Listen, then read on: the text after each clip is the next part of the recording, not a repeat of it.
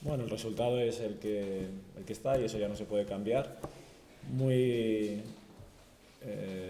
contento y muy feliz y muy orgulloso de mis jugadores, del partido desde el primer minuto hasta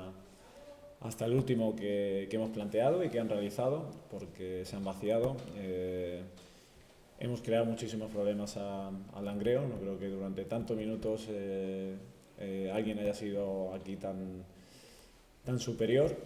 sabiendo que, bueno, que Langreo es un equipo peligroso, como así lo ha demostrado después de los primeros 20 minutos que hemos dominado, que en la primera jugada pues han conseguido ponerse por delante y que incluso con el empate a uno pues han tenido su ocasión al palo y, y un par de córner, ¿no? Es un equipo que en transiciones pues te puede hacer daño y lo ha demostrado, pero yo creo que hoy pues hemos contrarrestado mucho sus puntos fuertes y creo que nosotros pues bueno, pues solo la falta de aciertos nos ha hecho que no nos llevásemos los 3 puntos.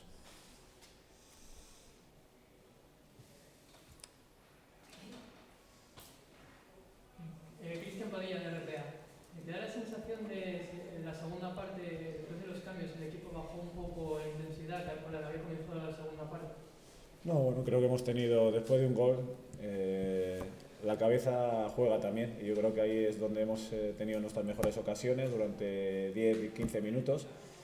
y luego pues está claro que después de que en esos minutos no hemos sabido materializar, estar acertado, pues el partido a veces se iguala, ¿no? Estás jugando fuera de casa contra un rival que al final que es complicado, pero el equipo en ningún momento ha bajado la intensidad, lo hemos seguido intentando hasta el final, pero no ha podido ser. Te quería preguntar por el recién llegado, por Marc Gual, ¿cómo le has visto después de 2 días apenas en el club y qué crees que puede aportar? Bueno, Marc ha estado muy bien, felicitarle por el debut, ha hecho un gran partido y creo que nos va a dar